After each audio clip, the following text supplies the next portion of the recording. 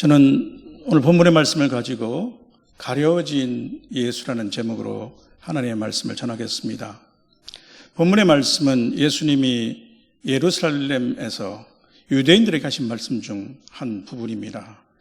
예수님을 그리스도로, 즉 이 세상을 구원하시기 위해서 하나님이 보내신 하나님의 아들로 믿지 않는 사람들을 책망하며 하시는 말씀이죠.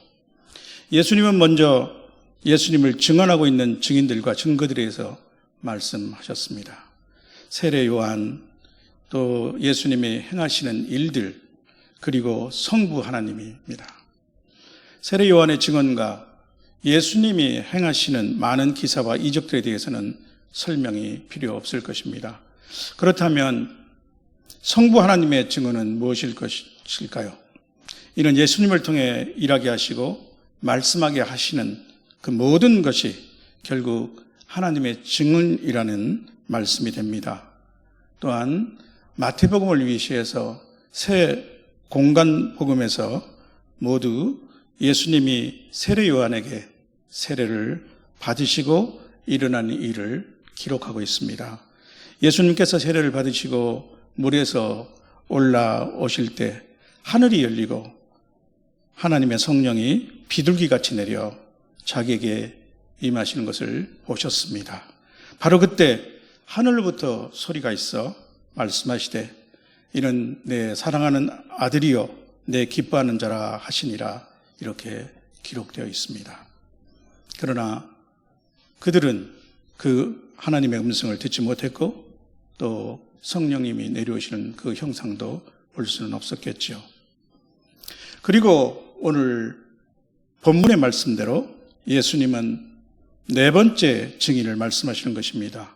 그것은 그들이 상고하고 있는 성경입니다. 물론 여기서 말씀하시는 성경은 구약 성경이죠. 그들은 영생을 얻기 위해서 성경을 상세히 연구하였습니다. 그들은 구약 성경을 어릴 때부터 듣고 외웠습니다. 그러나 그들은 정작 이 성경이 장차 오리라 증언한 분을 알아보지 못했습니다. 그들의 눈과 귀에는 예수님이 가리워져 있었던 것이죠. 그들은 자신들을 성경의 대가들로 자처했지만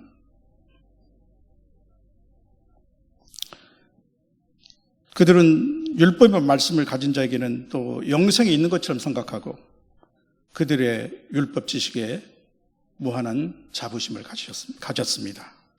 심지어 자기들과 같이 율법에 대한 지식이 없는 민중에 대해서 율법을 알지 못한 이 무리는 저주를 받은 자로다라고까지 생각했습니다.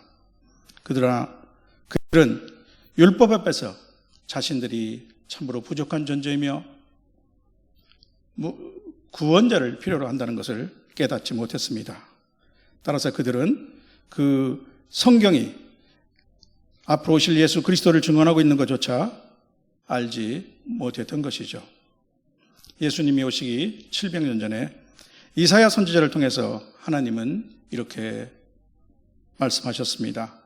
대저 여호와께서 깊이 잠들게 하는 영을 너희에게 부어주사 너희 눈을 감기셨음이니 그가 선지자들과 너희의 지도자인 선견자들을 덮으셨음이라. 또 주께서 이르시되 이 백성이 입으로는 나를 공경하나 그들의 마음은 내게서 멀리 떠났나니 그들이 나를 경외하면 사람의 계명으로 가르침을 받았을 뿐이라. 이사야 29장 10절의 말씀과 13절의 말씀입니다.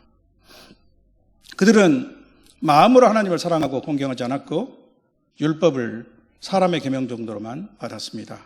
그 결과 하나님과 그 뜻을 아는 지혜와 명철이 둔해지고 말씀을 깨닫지 못하는 영적인 맹인이 되었던 것이죠. 이 성경의 말씀대로 마지막에 예수 그리스도가 오셨지만 그들의 눈에는 예수 그리스도가 가리워졌습니다. 그들은 영생을 주시는 예수를 볼 수 없었습니다. 그들에게 예수님은 이렇게 말씀하십니다. 오늘 본문의 40절에 너희가 영생을 얻기 위해서 내게 오기를 원하지 아니하는도다. 사실 그들 중 대표적인 사람이 사울이라는 청년이었습니다. 8일 만에 할례를 받고 이스라엘 족속이요 베냐민 지파요 히브리 중에 히브리인이요 율법으로는 바리새인이요 그러나 열심으로는 교회를 박해하고 율법의 의로는 흠이 없는 자였습니다. 그러한 사람이었던 그가 다메섹 도상에서 부활하신 예수 그리스도를 만나고 그의 눈에서 비늘이 떨어지며 그의 영적인 눈이 열리기 시작했습니다. 그런 성령의 계시 속에 구약 성경에 숨어있는 하나님의 사랑과 구원 계획과 예수 그리스도에 관한 진리를 깨달을 수 있었습니다. 남은 생애를 이방인의 사도로 복음을 전하고 교회를 세우고 또 예수의 종으로 살면서 그가 쓴 13편의 편지는 초대 교회로부터 영감 있는 진리의 말씀으로 인정되었습니다. 신학적 용어로는 정경화되었다는 것이죠. 그러나 지금도 이스라엘에 가보면 어떤 한 장소에서 검은 전통 복장에 수염을 기른 남자들이 하루 종일 구약 성경을 고개를 끄덕끄덕 하면서 소리내어 낭독하는 모습을 볼 수 있습니다. 그들이 읽고 있는 그 성경대로 이미 그리스도께서 우리 죄를 위하여 죽으시고 장사 지낸 바 되셨다가 성경대로 사흘 만에 다시 살아나셨지만 아랑곳하지 않습니다. 그들의 눈에는 아직도 예수 그리스도가 가리워져 있는 것입니다. 바울 사도는 그러한 유대인들에 대하여 이렇게 말씀했습니다. 그러나 그들의 마음이 완고하여 오늘까지도 구약을 읽을 때 그 수건이 벗겨지지 아니하고 있으니 그 수건은 그리스도 안에서 없어질 것이라. 고린도후서 3장 14절 말씀이죠. 수건을 덮어 쓰고 있는 눈은 그리스도의 영광의 강철을 결코 볼 수 없습니다. 성도 여러분, 이스라엘 백성이 구약이나 모세 오경을 통해서 장차 오실 예수 그리스도를 인정하고 예수님을 영접하기는 사실상 매우 어려운 일이었습니다. 그들의 성경 이해 수준에서는 안식일을 범할 뿐만 아니라 하나님을 자기의 친아버지라 하여 자기를 하나님과 동등으로 삼는 성자 하나님을 받아들일 수 없었습니다. 바울 사도는 로마서 11장에서 그들의 상태를 이렇게 묘사했습니다. 기록된 바 하나님이 오늘날까지 그들에게 혼미한 심령과 보지 못할 눈과 듣지 못할 귀를 주셨다 함과 같으니라. 로마서 11장 8절 말씀입니다. 조금 전에 언급했던 이사야서 29장 10절과 또 신명기 29장 4절의 말씀을 조합해서 바울 사도가 표현한 것 같습니다. 그런데 이어서 바울 사도는 하나님의 큰 구원 계획을 말씀하고 있습니다. 이방인의 충만한 수가 들어오기까지 이스라엘의 일부가 우둔하게 되었으나 그리하여 장차 온 이스라엘이 구원을 받으리라 라는 것입니다. 이스라엘에 대해서 사도는 이렇게도 말하고 있습니다. 복음으로 하면 그들이 너희로 말미암아 원수된 자요 택하심으로 하면 조상들로 말미암아 사랑을 입은 자라. 이스라엘도 예수 그리스도의 십자가 복음으로 구원을 받게 될 것입니다. 하나님의 구원 계획 안에는 나를 구원하시기 위한 참으로 섬세하고 세밀한 손길이 있으며 또한 한 민족과 나아가 온 인류 수세기를 관통하는 거대한 그림이 그려져 있습니다. 그 구원 계획의 핵심은 당연히 예수 그리스도이십니다. 성도 여러분, 많은 부분 감추었고 가려졌던 하나님의 구원 계획이 예수 그리스도의 십자가 죽음과 부활을 정점으로 완전히 드러났습니다. 하나님은 하나님의 사람을 통해 구약과 신약 성경을 기록하게 하시고 오늘 우리에게 신구약 66권을 주셨습니다. 모든 성경은 하나님의 감동으로 곧 하나님이 숨을 불어넣어 주셔서 된 것입니다. 성경의 원저자는 성령이십니다. 우리가 살아계신 하나님의 말씀으로 이 성경을 읽고 연구할 때 성령은 우리에게 진리를 조명해 주십니다. 성경은 또한 하나님의 자녀로서 성도를 가르치고 꾸짖고 바로잡고 의로 교육하는 일에도 유익합니다. 신약과 구약 성경은 서로 대척하거나 동떨어진 별개의 경전이 아닙니다. 구약의 여호와 하나님은 신약의 하나님과 동일하신 하나님이십니다. 신약은 구약 성경의 토대 위에 주신 새 약속입니다. 예수 그리스도는 아무 근거 없이 2000년 전에 이스라엘 땅에 갑자기 나타난 것이 아닙니다. 반면에 구약은 신약의 조명을 받을 때 그 진정한 의미와 진리를 드러냅니다. 구약 성경이 오실 예수님을 가리키고 있다면 신약 성경은 그 약속대로 오신 예수님과 장차 재림하실 예수님을 말해줍니다. 따라서 신구약 성서의 주인공은 예수 그리스도이십니다. 우리는 성경 안에서 먼저 예수님을 만나야 합니다. 살아계신 예수님과 대화할 수 있어야 합니다. 이 예수님을 놓쳐버리면 성경은 한 종교의 경전에 지나지 않을 것입니다. 예수 그리스도를 만나고 구약을 읽을 때 우리는 진정한 하나님의 모습을 볼 수 있습니다. 그리스도 안에서 신간이 바르게 정립되는 것입니다. 구약의 하나님이 편협한 이스라엘의 민족신이 아니라 온 인류의 하나님이심을 알게 됩니다. 그리고 예수 그리스도의 아버지, 그리고 무엇보다 이 예수로 말미암아 바로 우리의 아버지 되시는 분이심을 알게 됩니다. 율법 안에 감추인 하나님의 사랑을 느낄 수 있고 오늘 나와 전 인류를 위한 원대하고 또한 세밀한 구원 계획을 읽을 수 있는 것이죠. 성도 여러분, 오래전에 읽었던 한 일화가 있습니다. 왕위 쟁탈전에서 피어나는 왕자가 일생 감옥에 갇혀 있었습니다. 무료해진 왕자는 성경책을 반입하여 온종일 읽었습니다. 나중에 왕자가 남긴 메모에는 여러 단어들 옆에 숫자가 기록되어 있었다고 합니다. 그는 특정 단어가 나타난 횟수를 세고 기록했던 것이죠. 오늘도 성경을 읽으면서 정작 성경이 증언하는 예수 그리스도를 만나지 못하는 사람들이 적지 않습니다. 마음을 열지 않고 성경을 읽거나 그저 소양을 쌓기 위한 목적으로 성경을 읽어보려는 사람들에게 예수님은 가려져 있습니다. 저도 대학 청년 시절 교양서적으로 성경을 읽어보려 한 적이 있었습니다. 신구약 성경 몇 장을 이리저리 뒤적이다가 제풀에 지쳐 그만두고 말았죠. 그러다 대학 졸업 후 군 복무 시절 처음으로 진지하게 복음을 듣고 예수님이 그 누구보다 그 무엇보다 내게 필요한 분이시라는 것을 알고 나의 구주로 영접하게 되었습니다. 그리고 어느 날 성경을 읽던 중 요한복음 3장 예수님이 니고데모와 대화하시는 장면 중 한 말씀이 저의 마음에 부딪혀 왔습니다.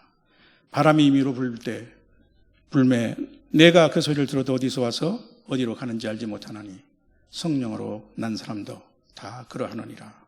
요한복음 3장 8절 말씀입니다. 잠깐의 묵상 중에 저는 문득 성령에 의해서 그간 저의 극적인 마음의 상태의 변화가 생겼다는 것을 들여다볼 수 있었습니다. 그 후로 깨달아지기 시작한 성경의 구절은 제게 생생한 하나님의 말씀이 되었습니다.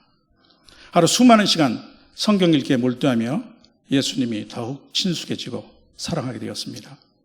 놀라운 사실은 구약 성경 안에도 하나님의 사랑이 여기저기 배어 있는 것과 또 그리스도의 피가 흐른다는 것이었습니다.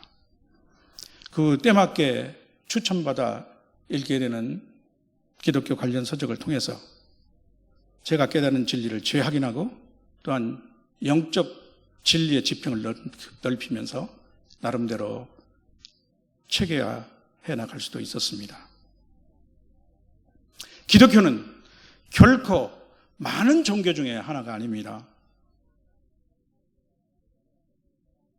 모든 종교는 언뜻 비슷한 모양을 갖고 있습니다. 나름 경전도 있고 또 예배도 있고 기원도 있고 설교에 해당되는 강론이나 설법도 있습니다.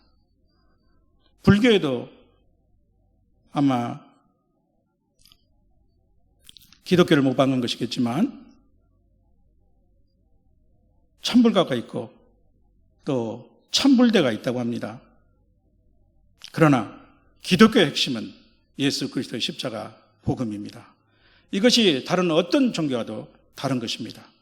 기독교가 종교 중에 하나가 결코 될 수 없다는 이유입니다. 이 세상에 다른 신은 본래 없는 것이지만 어느 신이 온 세상을 창조하시고 피조물인 인간의 죄를 자신의 아들의 피값으로 대신 치르실 수 있습니까? 거기다 하나님은 구원의 보증으로 성령을 우리 안에 보내주셨습니다. 성령은 하나님의 영이시며 예수 그리스도의 영이십니다. 성령은 앞에도 말씀드렸지만 성경의 원저자이시며 또한 오늘 우리에게 성경을 조명해 주시고 그 안에 감춰진 진리를 깨닫게 해주십니다. 성령께서는 시공을 초월하여 예수 그리스도가 살아계신 분으로 오늘 우리에게 예수님을 만나게 해주시고 대화하게 해주십니다. 성도 여러분, 아직도 성경을 읽으면서도 또 설교 말씀을 들으면서도 예배를 드린다고 하면서도 예수 그리스도를 만나지 못한 사람들이 주변에 많이 있지 않습니까? 예수는 2000년 전 팔레스타인 땅에 오셨던 한 역사적 인물이 아닙니다. 기독교를 창시한 종교 지도자도 또 아닙니다. 훌륭한 인류의 스승도 사회 번역가도 도덕가도 아닙니다. 요한 사도는 예수님이 이 땅에 계실 때 비유적으로 자신을 7가지로 계시하셨다고 기록하고 있습니다. 나는 생명의 떡이다. 세상의 빛이다. 양의 문이다. 선한 목자다. 나는 부활이요 생명이다. 나는 길이요 진리요 생명이다. 나는 참 포도나무다. 이분이 우리 예수님이십니다. 우리를 위해서 이 땅에 오신 하나님이십니다. 우리의 죄를 대신하여 완전하고 영원한 대속 제물이 되셨고 죽음에서 부활하셔서 지금도 하나님 보좌 우편에서 우리를 위하여 간구하시고 세상 끝날까지 성령으로 늘 우리와 함께 하시는 하나님이십니다. 세상에는 두 부류의 사람들이 있습니다. 예수 믿고 구원을 받은 사람들과 아직도 이 예수님이 가리워져 있는 사람들입니다. 구원받지 못한 사람들은 살고 있으나 죽어가고 있는 사람들입니다. 육신의 죽음만이 죽음이 아닙니다. 그 후에는 심판이 있습니다. 이것을 제2의 심판이라고 합니다. 그러나 바로 이런 사람들을 위해서 이미 예수님이 이 땅에 오셨습니다. 오직 그분만이 이룰 수 있는 한 목적을 위하여 그분은 오셨습니다. 바로 십자가 죽음과 부활입니다. 예수는 우리가 범죄한 것 때문에 내줌이 되고 또한 우리를 의롭다 하시기 위해서 살아나셨습니다. 로마서 4장 25절 말씀이죠. 우리나라의 거리에는 유달리도 많이 눈이 뜨는 한 상징이 있습니다. 한국을 방문한 외국인마다 이런 얘기를 하죠. 바로 교회를 표시하는 십자가 첨탑이나 문양입니다. 그 십자가를 보고도 아직 예수 그리스도를 보지 못하는 많은 분들은 그 위에서 모든 피와 물을 쏟으신 예수님의 음성이 들릴 수 있기를 간절히 소망해 봅니다. 다 이루었다. 아버지, 내 영혼을 아버지 손에 부탁하나이다.